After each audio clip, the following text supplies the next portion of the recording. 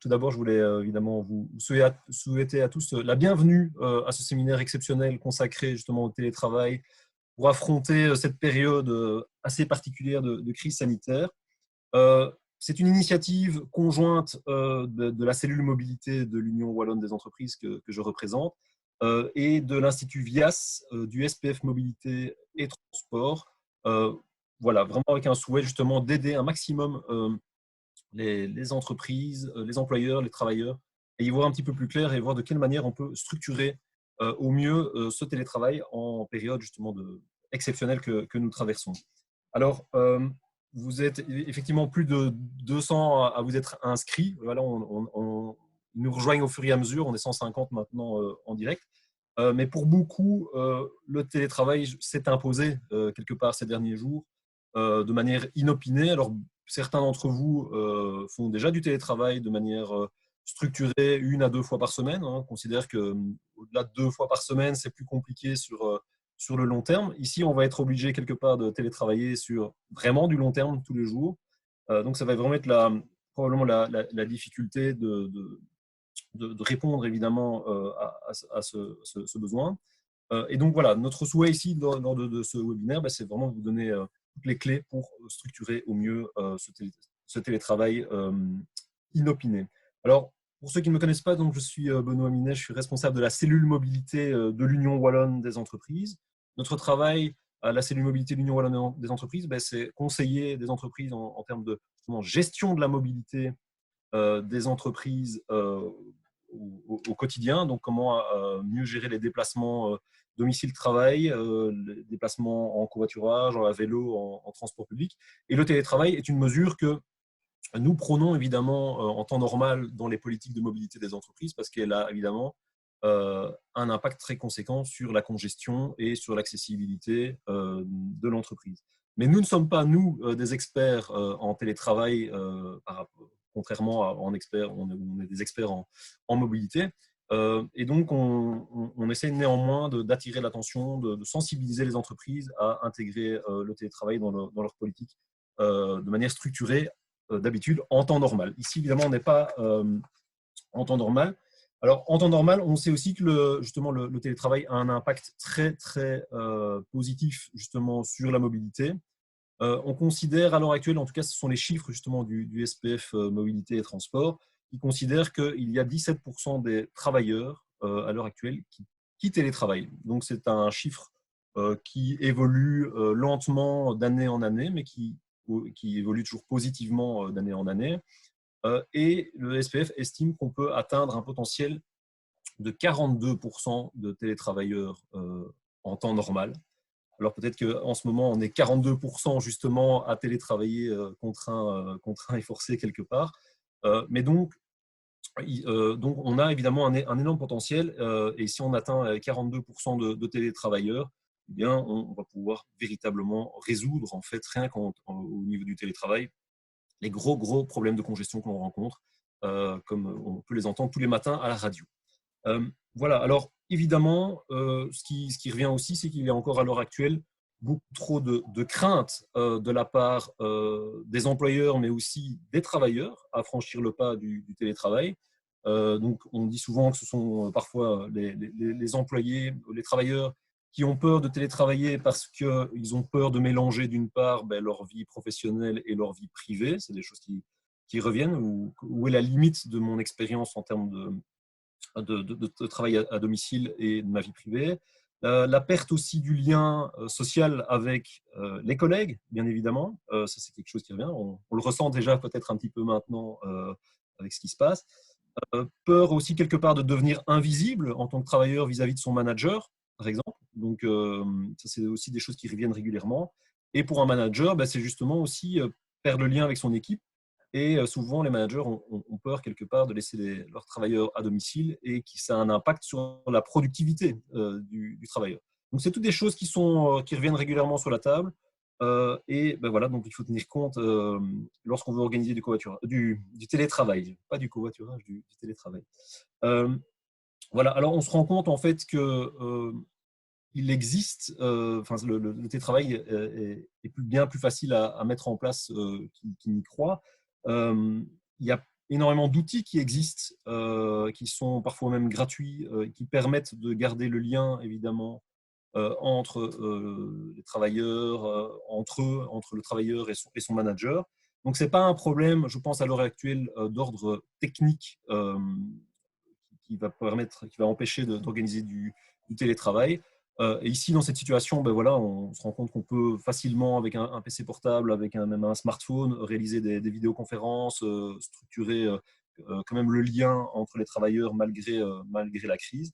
Donc, ce n'est pas un problème technique, c'est surtout, je pense, un problème culturel ou un problème plus d'ordre, j'ai envie de dire, plus psychologique qui freine quelque part le potentiel du télétravail. Alors, le webinaire ici est vraiment, on a voulu vraiment le cadrer. L'idée n'est pas non plus ici de sortir de ce webinaire avec des balises strictes sur l'organisation du télétravail long terme. On est vraiment ici pour rebondir à la situation qui est exceptionnelle. Donc, on n'est pas là pour de parler vraiment du cadre nécessairement légal du télétravail. On n'est pas là pour venir vraiment avec des aspects contractuels liés justement à l'utilisation du télétravail. On est vraiment ici dans une optique de répondre à ces questions, à cette situation exceptionnelle, mais aussi faire en sorte que, quelque part, cette expérience que nous vivons tous du télétravail à l'heure actuelle, enfin tous, en tout cas ceux qui peuvent télétravailler, bien entendu. Donc, on va vraiment s'intéresser uniquement à ceux qui peuvent télétravailler. Ceux qui ne peuvent pas, ce ne sera pas l'objectif, évidemment, de ce webinaire. Mais en tout cas, ceux qui ont la possibilité de télétravailler, qui ont la possibilité de l'expérimenter maintenant dans ces conditions aussi, l'objectif, c'est vraiment qu'ils en retirent une expérience positive et qui va permettre alors d'atteindre quelque part les 42% du potentiel de télétravailleurs qu'on peut avoir en Belgique et là axé sur le long terme. Mais on va vraiment se focaliser sur ce momentum que nous vivons en ce moment et essayer de répondre alors à vos questions, répondre à vos interrogations et voir de quelle manière on peut vous aider la plus concrètement possible, comment aborder cette période qui s'annonce relativement longue de confinement. Alors, pour parler de tout cela, comme je disais, je ne suis pas un expert en télétravail, loin de là, mais on a l'habitude, évidemment, quand on organise des événements, de s'entourer d'experts. Et pour cela, je vais bientôt passer la parole à Viviane Koch, qui est fondatrice de Nest Your Desk. Elle est consultante et formatrice en télétravail et en travail flexible, entre autres. Il y a d'autres aspects dans son métier. Son intervention se basera donc sur les questions que vous avez posées lors de votre inscription à ce webinaire. Et évidemment, il ne sera pas possible de répondre à toutes les questions parce qu'on en a reçu énormément. Néanmoins, il vous est possible, et certains le font déjà, de poser vos questions via le petit onglet en bas de votre écran questions-réponses. Et on essaiera au cours de ce webinaire, donc j'interviendrai encore entre les interventions de Viviane, pour relever l'une ou l'autre question qui aura été posée par un de nos participants qui sont à l'heure actuelle 174. Voilà. Donc, c'est évidemment pour nous aussi la première fois qu'on organise ce type d'événement. Donc, j'espère que tout se passe bien, que vous nous entendez bien et que sur le plan technique, voilà, tout va bien fonctionner. Voilà, donc je vais passer la parole à Viviane pour son intervention et donc j'interviendrai aussi pour relever l'une ou l'autre question qui sera posée dans le petit onglet questions-réponses en bas de votre écran. À plus tard. Merci Benoît pour l'introduction. Alors voilà, aujourd'hui, on a essayé vraiment de vous concocter un maximum de conseils très, très concrets et aussi de vous dire qu'on a envie de vous rassurer que c'est possible de fonctionner de chez soi et qu'avec la crise qu'on est en train de connaître, c'est aussi vous inviter à percevoir surtout les opportunités. Parce que malgré que économiquement, on est un peu, on va dire, en sorte de survie, il faut quand même se dire que si on était il y a 15 ans plus tôt, on n'avait pas l'Internet. Donc, le télétravail permet, on va dire, entre guillemets, de limiter en fait les dégâts. Et le fait de travailler maintenant à temps plein de chez soi, c'est mettre finalement sous les projecteurs votre type de fonctionnement. Donc, c'est là que vous allez vraiment voir qu'est-ce qui fonctionne bien et qu'est-ce qui fonctionne moins bien. Donc, ça va vous donner des pistes pour plus tard, pour essayer de vous perfectionner dans cette flexibilité. En fait. Et vous l'avez déjà vécu maintenant depuis une petite semaine, mais vous êtes en train de renforcer et de diversifier votre façon de communiquer aussi. Et vous vous rendez compte déjà sur une semaine de temps que télétravailler, ce n'est pas qu'une question de productivité, mais c'est aussi une question de bien-être. Et on va en parler aller un peu plus tard. Alors au programme, je vais vous parler justement qu'est-ce qui fonctionne bien pour travailler à distance. Il y a bien sûr des inconvénients et des inconforts, mais qui sont plutôt liés à la crise du virus aussi. Les fameux pièges, et il y en a un paquet. Bon, ça dépend vraiment d'une personne aussi à l'autre. Et enfin, on va aussi parler de la transition après la crise. Alors, on va rentrer de suite dans le concret. Et j'ai envie, en fait, de vous expliquer la force de créer ensemble, avec vos collègues, une charte de collaboration. Je mets entre parenthèses à distance parce que finalement, je vous souhaite aussi de bien fonctionner comme vous faites peut-être déjà sur le lieu de travail. En fait. Alors, il y a des multitudes de sujets qui vont rentrer dans vos conversations pour créer en fait cette charte. Mais aujourd'hui, il y a vraiment 3 incontournables que j'ai envie de discuter en fait avec vous. Alors, le premier thème en fait, c'est de se dire, c'est la communication au niveau du digital. C'est important forcément de faire un inventaire de vos besoins, de voir si ces outils ont besoin d'avoir un update, de racheter des licences. Enfin, je ne vais pas rentrer trop dans les détails au niveau de l'IT, mais c'est effectivement de vérifier aussi au niveau de la sécurité aussi. Et dans un monde flexible avec tous les outils digitaux, on attend aussi de nous d'être dans de l'adaptation continuelle. Donc, les outils que vous allez utiliser aujourd'hui, peut-être dans 6 mois ou dans 12 mois, ce seront encore d'autres. Donc, ça, il faut se faire à l'idée que ce sont des choses qui ne sont pas figées, en fait. Les accès aux fichiers, très important pour pas qu'il y ait une dispersion, en fait, des informations.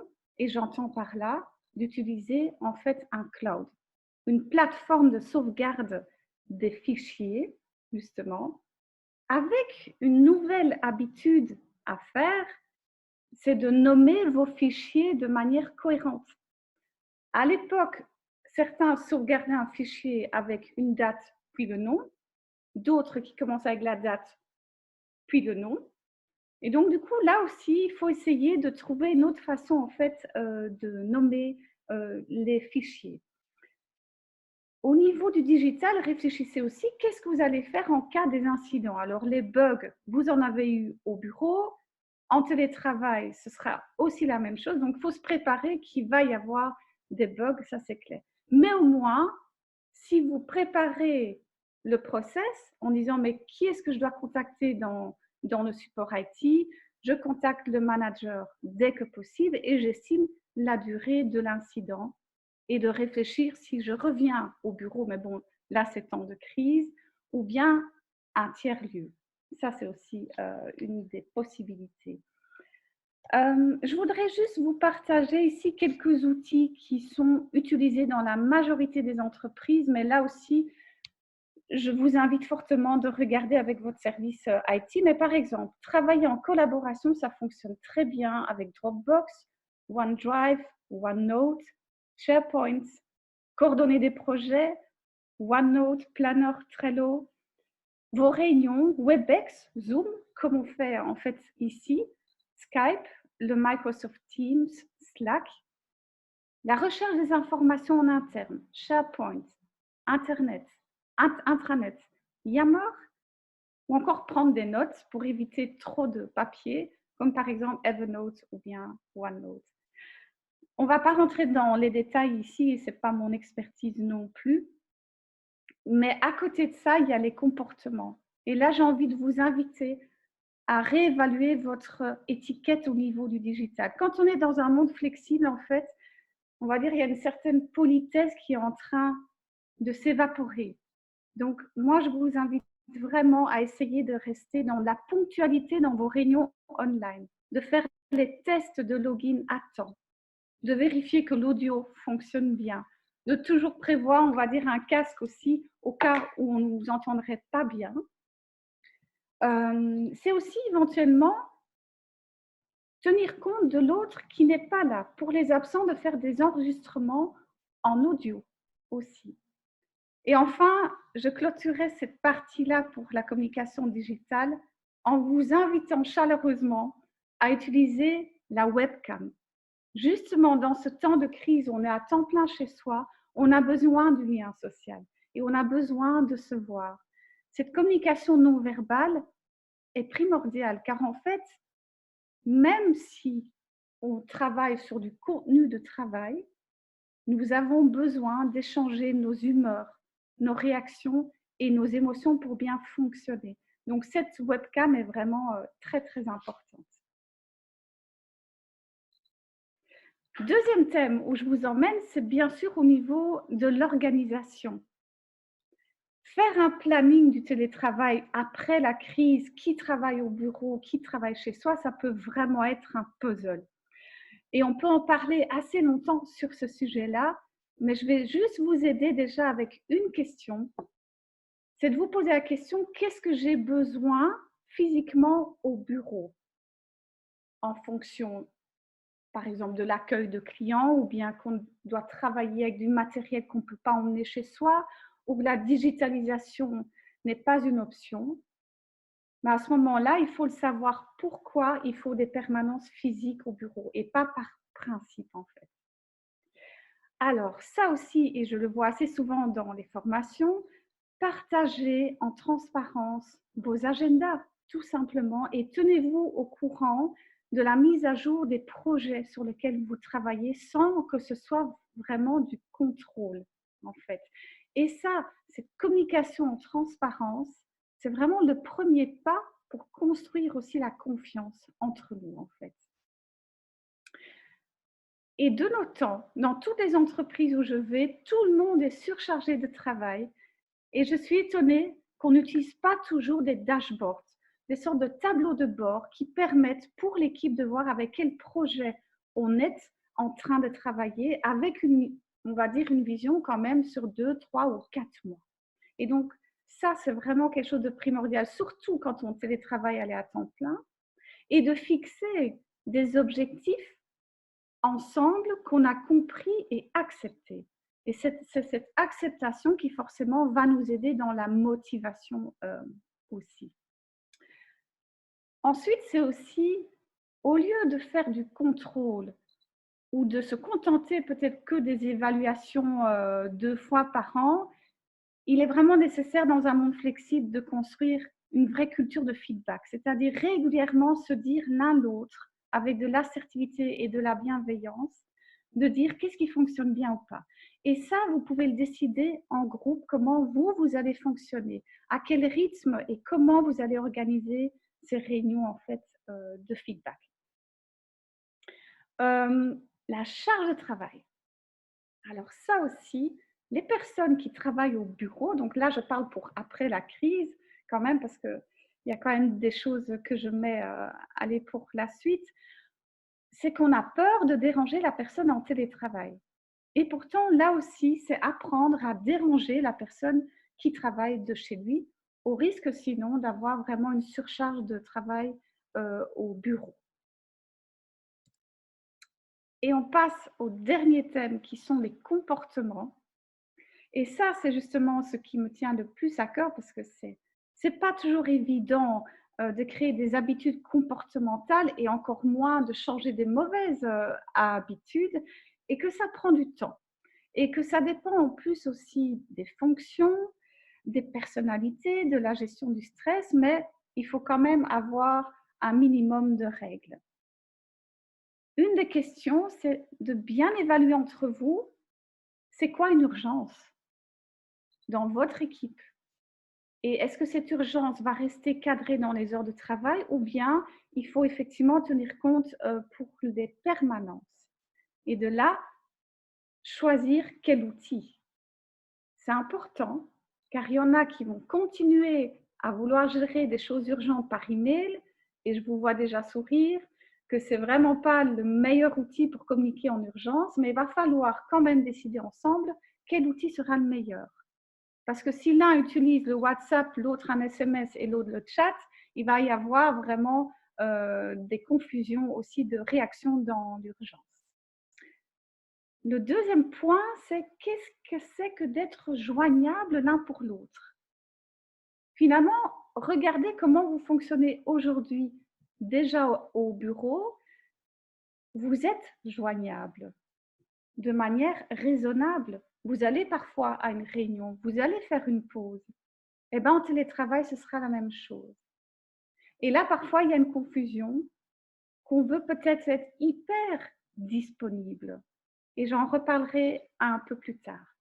Et vous avez besoin de focus aussi chez vous.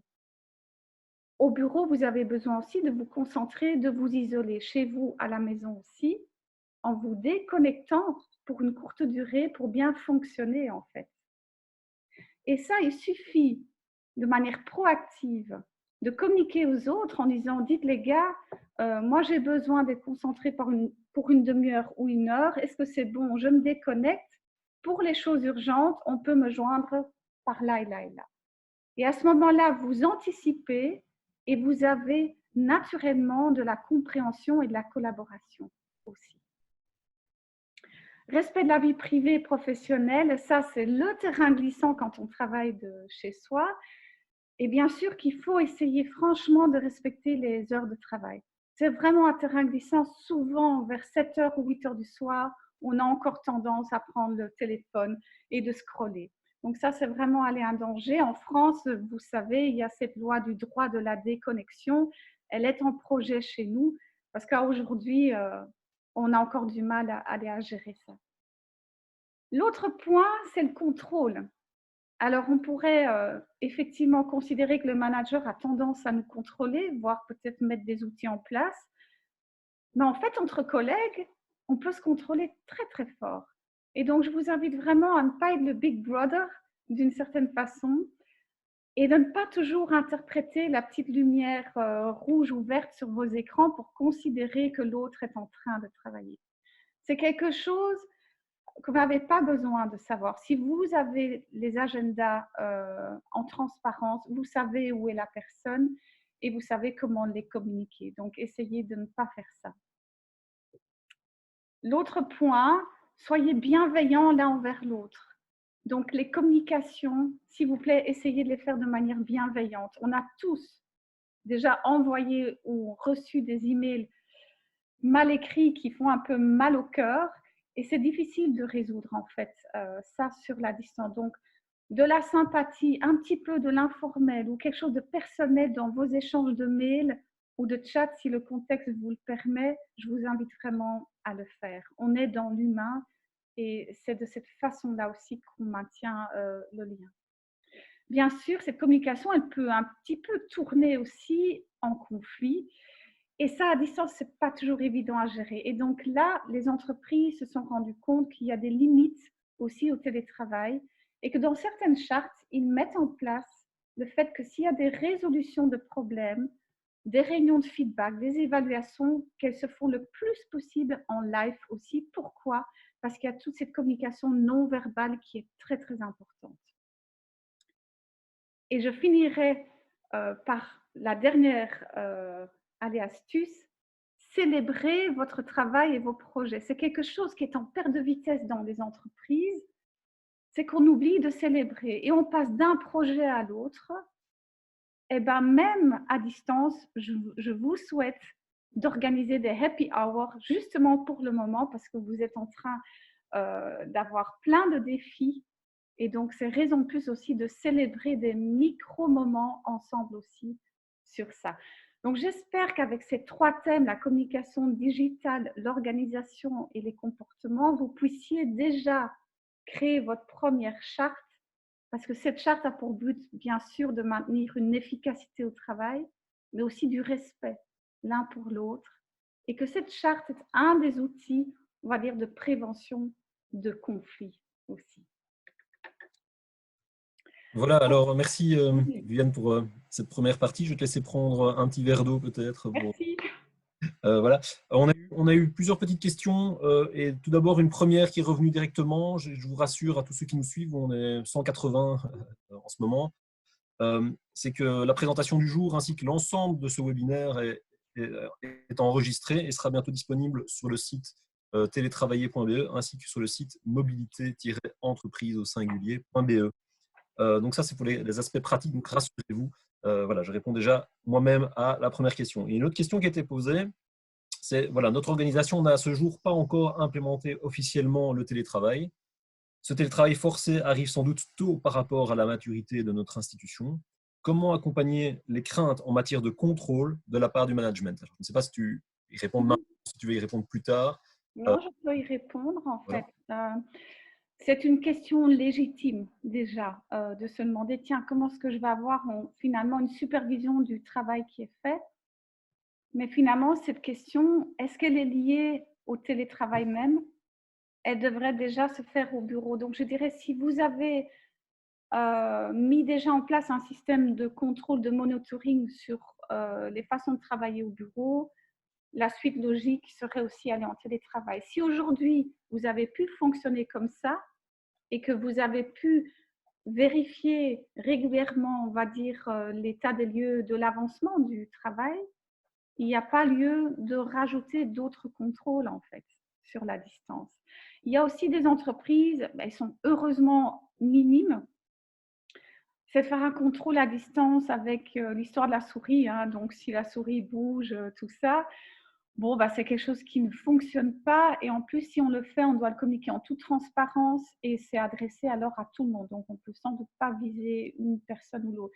Mais si on évolue dans les compétences en tant que manager et qu'on devient un manager de proximité, à ce moment-là, si on intègre plus tout ce qui est culture du feedback, vous aurez de toute façon toujours le suivi du travail. Donc, j'espère que ça répond dans un premier temps.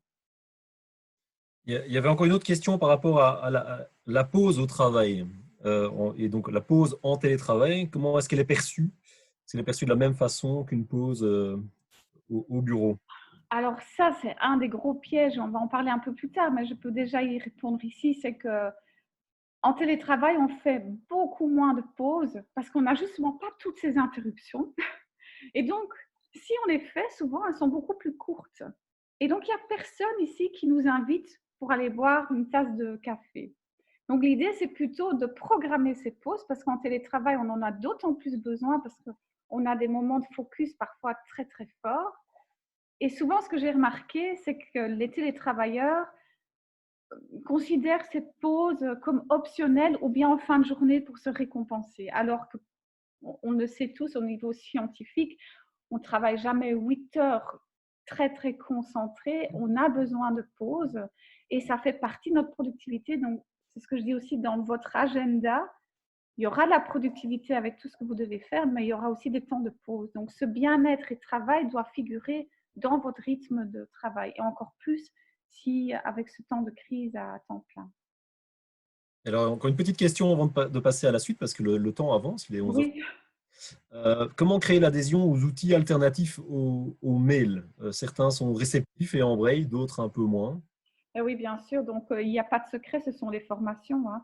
Et ce sont aussi, on va dire, des buddies qu'on peut mettre en place, des sortes de parrains et de marraines. Ceux qui gèrent déjà bien les outils, ben, ils expliquent aux autres. Donc, ça, c'est quelque chose que vous pourriez déjà faire là, online. Mais surtout, oui, on investit dans les outils, mais il faut investir dans les compétences. En général, on n'utilise que 20% des paramètres de tous ces outils. Et donc, quand on rentre dans un monde flexible, eh ben, il va falloir devenir plus expert au niveau du digital pour justement connaître toutes ces subtilités-là, en fait. Mais il faut un temps et la formation aide. Très bien, Viviane. Je te propose de continuer sur la partie 2. D'accord. Alors oui, il y a des inconforts hein, donc en ce moment et on aurait tendance alors à tout mettre sur le dos du télétravail que finalement que ce n'est pas possible. Je prends par exemple l'exemple de la vie privée et professionnelle. Je prends le thème le plus qui est dans les bouches en ce moment et dans la presse, c'est justement la garde des enfants. Alors voilà, avec les vacances scolaires plus le coronavirus, on se retrouve à temps plein en famille et confiné et donc ce n'est vraiment pas simple. Donc d'abord, je voudrais envoyer un message aux entreprises qu'heureusement qu'on a l'Internet pour assurer, on va dire, un minimum de productivité, mais en même temps, d'avoir cette souplesse du contexte qu'aujourd'hui, voilà, pour les prochaines semaines, enfin, on espère aller au plus court, mais qu'avec les enfants, ce ne sera pas simple. Il y aura peut-être du bruit, il y aura peut-être des moments où on ne sera pas si joignable, mais je pense que tout le monde est de bonne volonté pour essayer de joindre en fait les deux bouts. Les personnes qui auraient vraiment du mal avec les enfants, à un moment donné, il va falloir choisir s'il ne faut pas prendre des jours de congé ou de récup, mais ça, on ne peut pas rentrer dans cette discussion-là aujourd'hui. Mais je dirais aussi, et comme on l'a dit, on manque de pause. Alors profitez justement d'être avec votre partenaire ou enfant, et comme on dit, du quality time, et de prévoir des pauses et des petits rituels que vous programmez dans la journée avec les enfants aussi, sans avoir vraiment, on va dire aussi, de la culpabilité. Et je dirais, pour ce thème-là, vos enfants, votre partenaire, ce sont nos alliés pour finir aussi la journée, parce que c'est difficile aussi de stopper une journée quand on travaille de chez soi. On est hypnotisé par l'écran, donc on pourrait leur demander de nous enlever de notre bureau. Alors, bien sûr, le lien social, c'est très inconfortable en ce moment, ou du moins, on se pose pas mal de questions, mais c'est normal parce que c'est du télétravail à temps plein, c'est quelque chose de temporaire. Vous allez pouvoir rééquilibrer ça aussi par la suite. En tous les cas, en attendant, privilégiez régulièrement, peut-être chaque jour, c'est à vous de voir, bien sûr, des réunions, des appels, des chats, et aussi prévoir aussi de l'informel. De prévoir peut-être un moment informel avec la webcam en débutant la réunion ou en fin de réunion, mais pourquoi pas aussi des coffee Skype, des lunch Skype, des happy hours. Essayez de maintenir le lien parce qu'il y a beaucoup d'inquiétudes en plus du télétravail qui se rajoutent à cause de cette crise-là. Et je finirai par ce point que la télécommunication, forcément, elle est fort instable en ce moment parce que tout le monde est sur le digital. Bon, essayez de privilégier le câble fixe pour la DSL, mais voilà, il va falloir qu'on compose en fait avec ça. Alors les pièges, on vient d'en parler. On travaille 35% de plus de la maison, alors que certaines entreprises qui ont encore un peu peur de se lancer, c'est cette question-là qui revient. Et pourquoi? Parce que d'abord, le gain de transport le matin. Ces personnes sont déjà devant l'ordinateur, plus encore les pauses que l'on fait presque pas, et le terrain glissant de travailler encore le soir. Et qu'est-ce qu'il y a derrière aussi? C'est qu'on travaille plus parce que dans l'inconscient, on est reconnaissant en fait de cette confiance qu'on nous offre. Et ça se traduit dans une attitude d'hyperconnectivité et d'hyperréactivité beaucoup plus fort que quand on était au bureau. Et donc ça peut engager un fameux stress aussi. Donc le télétravail, il faut absolument qu'on fasse gaffe aussi au niveau du bien-être.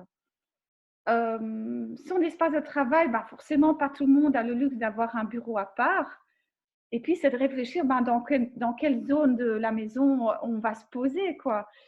Donc, du coup, c'est quand même vous dire, la logique des choses, c'est la chambre à coucher, c'est pas du tout à privilégier.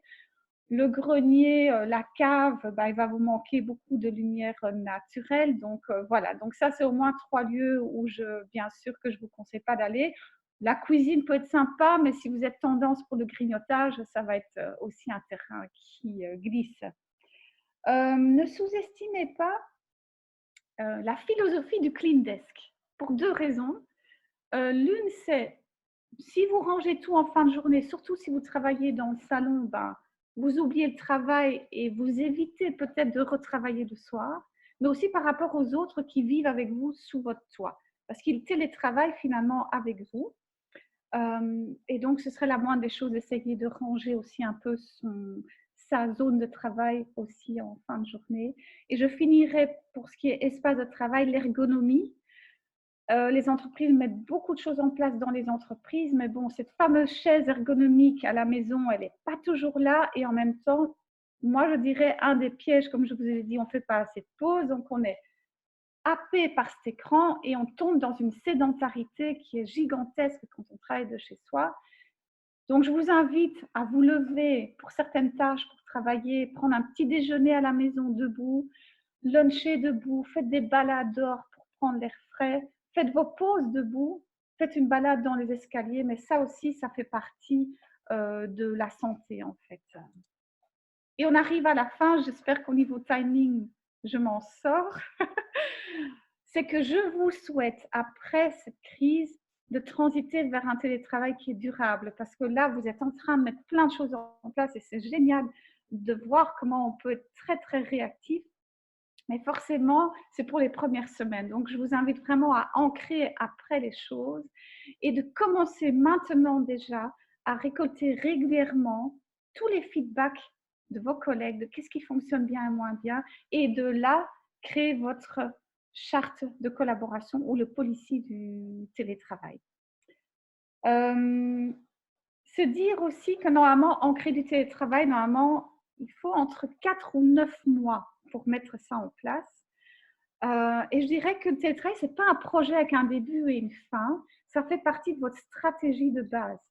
Donc, vous allez être confronté à réfléchir sur votre vision future et de commencer à intégrer d'autres valeurs telles que la flexibilité, la confiance, la solidarité, l'équilibre vie privée et professionnelle. Donc, ça va impacter votre stratégie en général et aussi le changement de culture en entreprise qui sera touché, on va dire, au niveau des mentalités à tous les niveaux hiérarchiques en fait de l'entreprise. Le lien social, on y a parlé, mais le lien social, c'est aussi apprendre à mieux se connaître. Et là, l'informel est vraiment très riche dans un monde flexible aussi. Et pourquoi pas, certains prévoient des tests de personnalité qui peuvent être aussi très sympas pour fonctionner dans le futur. Et enfin, je dirais forcément, vous êtes en train de vous rendre compte qu'il y a des compétences sur lesquelles on a besoin de se renforcer sur les techniques avec les outils, mais aussi les soft skills, tout ce qui est relationnel, la communication, de l'assertivité, de l'organisation de soi, la gestion du temps, la gestion du stress. Voilà, donc il y a toute une série. Et je pense, oui, donc je voulais clôturer par là. J'espère qu'avec ce que je vous partage ici, que ça vous rassure, mais qu'il faut mettre des choses en place, il faut faire des actions, il faut communiquer, il faut demander l'avis des autres pour les prochaines semaines. Et je vous souhaite vraiment d'avoir après une vision à long terme. Et je dirais aussi, le télétravail n'est pas la solution à tout. Donc, il y a aussi d'autres choses peut-être aussi à résoudre dans votre organisation. Et on ne peut que se réjouir de l'évolution du télétravail parce que c'est une vraie opportunité qui est humaine, économique et écologique. Voilà. Merci beaucoup. Merci Viviane pour ton intervention. Alors, on avait prévu évidemment toute une série de petites questions qui ont été posées, donc ça ne s'arrête pas encore tout de suite maintenant. Donc, je vais rebondir sur quelques questions, et je vois qu'il y en a encore quelques-unes qui rentrent, donc on a encore un petit peu le temps, hein. On avait prévu de le faire jusque midi, donc on a le temps. Première question, c'est voilà, je télétravaille depuis plusieurs décennies. Malgré le temps, la communication interne est compliquée.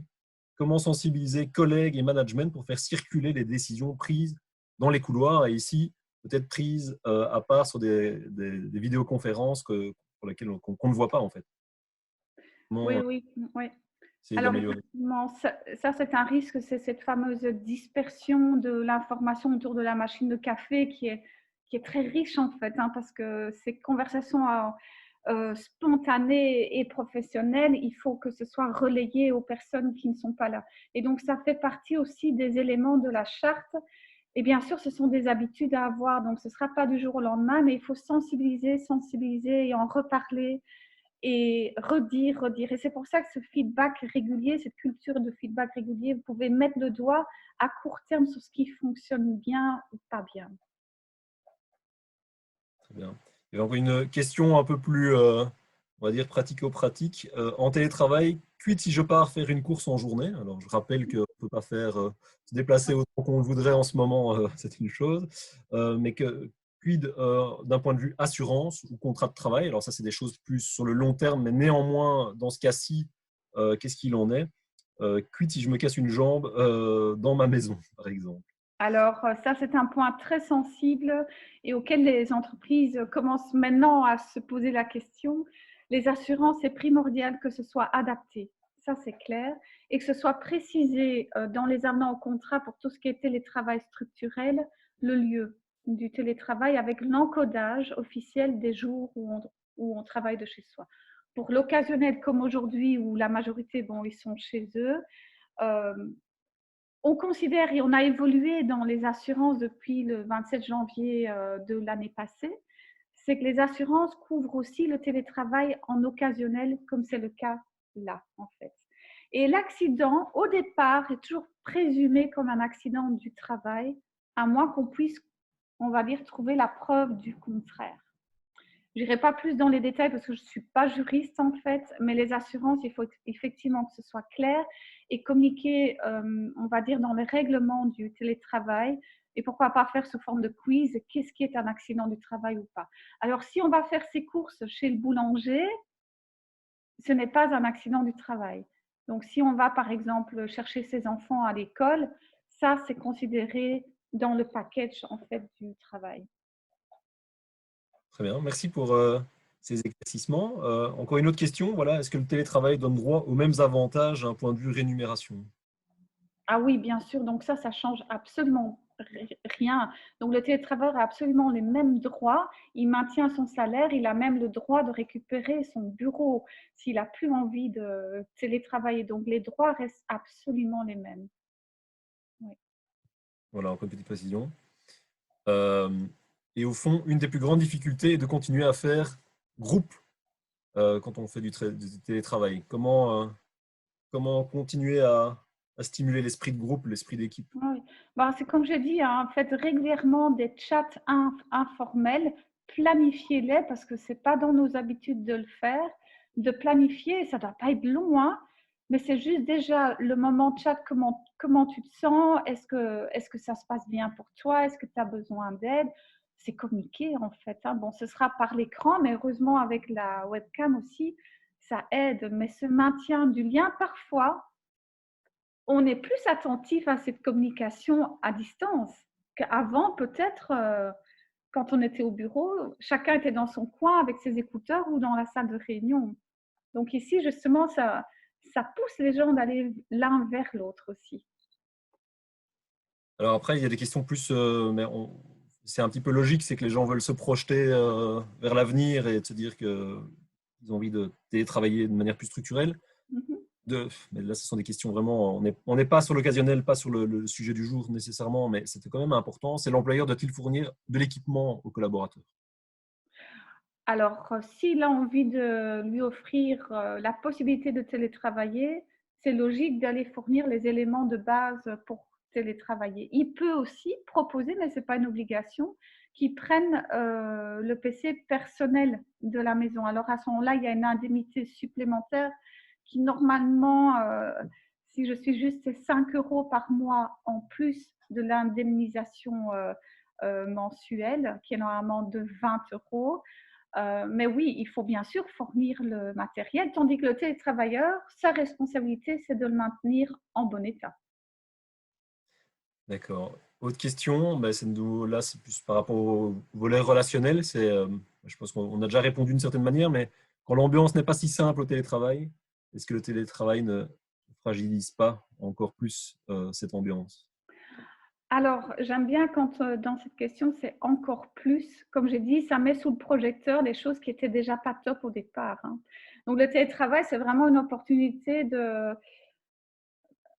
Ben, les choses qui ne fonctionnent pas bien au bureau, ben, on va remarquer que ça va être encore plus visible et encore plus inconfortable si ce n'est pas réglé, en fait. Donc, si l'ambiance au départ au bureau n'est pas top, forcément, ça ne va pas être évident. Je dirais avec un petit clin d'œil, parfois, ça permet de relâcher certaines tensions et qu'on ne voit pas toujours la frimousse de l'autre quand on travaille de chez soi. Mais à la base, c'est vraiment une responsabilité du management aussi de vérifier que dans l'équipe, l'ambiance est bonne et de prendre les actions. Alors, on a encore des questions vraiment très pratico-pratiques. De nouveau, voilà, il faut voir dans le cas occasionnel et dans le cas sur le long terme. Mhm. Euh, L'employeur doit-il intervenir dans les frais de télétravail, participation aux frais Internet, connexion et quid des frais d'électricité, de chauffage et d'eau? Oui, oui, oui. Bah, c'est ça, hein, c'est ce forfait de 20 € et ce ne sera pas au-delà parce qu'on ne veut pas non plus que ce soit des suppléments, enfin, comment on dit ça, des suppléments de salaire déguisés. Donc, c'est pour ça qu'on fonctionne aller en forfait. Par exemple, dans le cadre de cette crise où la majorité des personnes qui n'étaient pas prévues en télétravail passent en télétravail occasionnel, il n'y a aucune obligation de l'employeur de prévoir des indemnités. Donc, c'est un choix que l'employeur fait aujourd'hui. Maintenant, il faut voir avec ce virus, est-ce qu'on est parti pour beaucoup plus longtemps que prévu ou quoi. Mais ça, je laisse aux employeurs de vérifier aussi avec leur secrétariat social. On a même une question plus d'ordre fiscal. Quid des conséquences fiscales en matière de disposition du matériel, avantage en nature, imposé par le confinement? Là, c'est peut-être une question un peu J'en compliquée. sais rien. Franchement, là, j'ai pas fait mes recherches. Je sais que en France, ça dépend de la durée qu'on télétravaille, mais on pourrait déclarer une partie de ces jours de travail à domicile. Mais il faut faire des recherches et franchement, je ne suis pas non plus une fiscaliste. Mais la question est intéressante, mais je pense que l'employeur a beaucoup de choses à régler avec cette crise et sera, je pense, pas une priorité. Voilà, alors je ne pense pas qu'on va pouvoir répondre à toutes les questions, parce on a toute une série qui arrive là maintenant, Oui, oui. approche de la fin, mais il y avait une question qui a été abordée tout à l'heure, peut-être sur laquelle on peut revenir, parce que c'est peut-être l'essentiel aussi de l'organisation du télétravail, c'est s'il devait y avoir l'un ou l'autre outil à recommander pour faire le suivi de l'évolution du travail en équipe. Tu as évoqué tout à l'heure des différents logiciels comme je sais pas, Trello, Ouais, Slack, chose. c'est ça. Mais en tous les cas, maintenant, il y a le dernier cri, comme on dit, de Microsoft Teams et qui permet de rassembler différents moyens, enfin différents objectifs de travail, le partage d'infos, communiquer, chatter, faire de la vidéoconférence, travailler en équipe sur des documents aller en commun. Donc Microsoft Teams, c'est quelque chose que je découvre aussi depuis peu, mais en tout cas ceux qui l'utilisent au quotidien sont enchantés en fait de ça. Ok. Et alors, on a évidemment encore des questions par rapport à la crainte de la productivité des travailleurs. Mhm. Entre-temps, d'autres confirment effectivement que Teams est un outil très bien. Nous, peut-être pour donner peut-être un autre exemple d'outil que nous utilisons à la cellule mobilité de l'Union Wallonne des entreprises, c'est Trello, qui est un outil gratuit et qui permet vraiment de fonctionner par tâche, qui est très intuitif. Donc ça aussi, je peux peut-être vous le recommander. C'est gratuit. Donc allez-y, il y a des options payantes, mais qui ne sont pas toutes indispensables. Euh, voilà, il y a encore deux, trois questions qui retombent, mais peut-être pour une dernière question à Viviane, pour donner un peu de perspective, c'est voilà, comment se remotiver et se rebooster pour garder une certaine productivité en confinement comme aujourd'hui. S'il y a Ouais. un conseil. Euh, Franchement, prenez-le avec une certaine légèreté dans le sens prévoyez des pauses. Je pense que c'est la seule façon de gérer ce confinement. Et quand vous faites ces pauses, déconnectez-vous complet, quoi. Éteignez le téléphone, même la télé en ce moment, parce qu'avec tout ce brouhaha qu'on entend, ce n'est pas évident et ça impacte aussi notre concentration sur le travail. Mais c'est très, très spécifique aussi d'une personne à l'autre. Mettez-vous de la musique, des choses qu'on ne ferait pas, en fait, aller au bureau. Euh, mais en tous les cas, faites des pauses. Ça, c'est vraiment... et faites-vous plaisir aussi, quoi. Très bien. Merci Viviane pour ton intervention. J'en épingle encore une des réactions qu'on peut voir ici dans les fils. Perso, nous avons créé une cuisine virtuelle sur Yammer. Ah, génial. Voilà, donc on l'appelle comme on veut, mais le mot cuisine virtuelle trouvait assez intéressant. Je la Donc, retiens, celle-là. Ça, c'est voilà, sympa. un chouette contact avec les collègues. Donc, merci à tous pour ce webinaire consacré donc, au télétravail en situation de crise sanitaire. Je pense qu'il y a eu pas mal d'échanges.